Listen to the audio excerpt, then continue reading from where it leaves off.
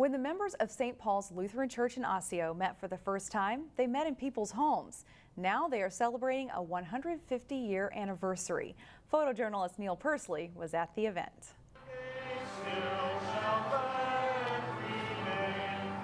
The church was started over 150 years ago, and it started out in people's homes, and then they started a church, and then officially it was this last December 31st, was then once the church celebrated its 150th year of being in the Lutheran Church Missouri Synod. It was a beautiful Sunday morning on which St. Paul's Lutheran Church commemorated their 150th anniversary. The building the congregation is in now was dedicated in 1959. When this was built, my uncle, Byron Kilmer, owned the property and sold it, of course, to the church.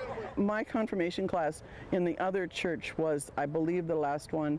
Following the service, congregants shared remembrances in the church basement. Earl Slack put 150 years in perspective.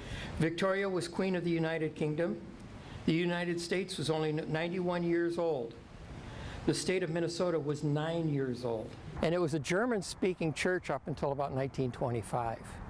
All of our records are in German up until then. Buildings aside, it's the people that make St. Paul's Lutheran in Osseo special. It's a very lovely congregation. It's always been full of very strong personalities, which is not unusual for Lutherans.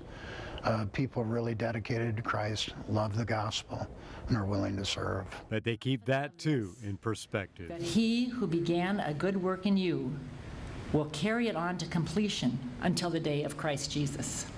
It's not about me. As wonderful as you are, it's not about you.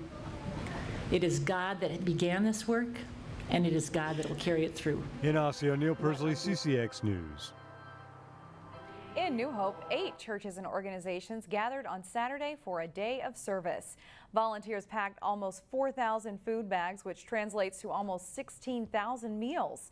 The bags will go to students at Forest, Lakeview, and Meadow Lake Elementary Schools to help combat hunger.